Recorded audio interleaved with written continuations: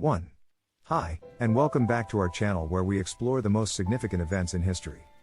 1. Today, we're going to talk about the Korean War, a conflict that had a massive impact on the world as we know it. 2. Before we dive into the details, let's set the scene. 2. The Korean War started on June 25, 1950, and lasted for 3 years until the signing of the Armistice Agreement on July 27, 1953. 2. The war took place on the Korean Peninsula, a region that had been divided after World War II. 3. Now, let's explore the historical background that led to this conflict. Section 1. Historical context and background. 1. In the aftermath of World War II, the Korean Peninsula was divided into two zones of influence, the north, controlled by the Soviet Union, and the south, controlled by the United States. 1. This division was supposed to be temporary, but it soon became permanent. 2. The Soviet Union installed Kim Il-sung as the leader of the north, while the United States supported Syngman Rhee in the south. 2. These two leaders had very different visions for Korea's future, which set the stage for the war. 3. The North Korean government believed that reunification of the two Koreas should happen under their communist ideology, while the South Korean government rejected communism and favored a democratic approach. Section 2. Outbreak of war and early battles. 1. On June 25, 1950, North Korea invaded South Korea, starting the Korean War. 1. The United States immediately intervened to support South Korea, while China entered the conflict to support North Korea. 2. The first major battle was the Battle of Osan, where the United States suffered a defeat. 2. However, they quickly regrouped and established a defensive line known as the Pusan Perimeter. 3. The United Nations Security Council passed a resolution condemning the North Korean invasion and calling for member states to send military assistance to South Korea. 3. 21 countries sent troops to support South Korea, with the United States providing the majority of troops and resources. Section 3. The United Nations and the war's escalation. 1. The United Nations forces launched a counteroffensive, known as the Battle of Incheon, which was a decisive victory for the United States and its allies. 1. This victory allowed them to recapture Seoul, the capital of South Korea.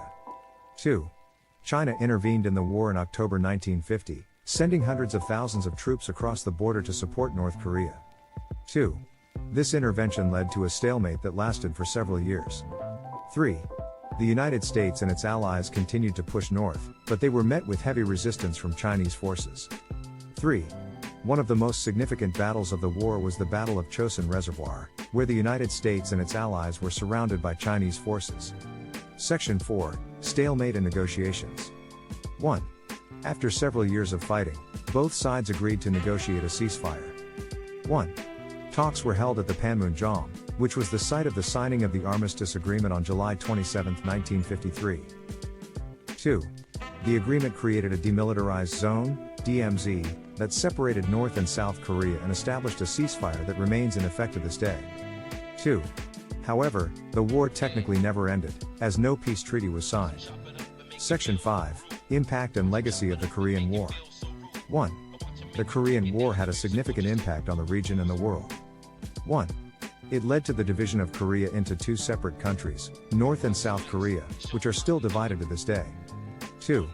The war also had a profound impact on the Cold War. After the outbreak of war, the UN forces were quickly pushed back to the southern city of Pusan, which became their last stronghold. 2. However, under the leadership of General Douglas MacArthur, the UN forces launched a daring amphibious landing at Incheon on September 15, 1950, cutting off the North Korean army's supply lines and sending them into retreat. With the North Korean army in disarray, MacArthur ordered the UN forces to pursue them across the 38th parallel, hoping to reunify the peninsula under a democratic government. However, this led to a massive intervention by China, which entered the war in October 1950 with an overwhelming force of over 1 million soldiers.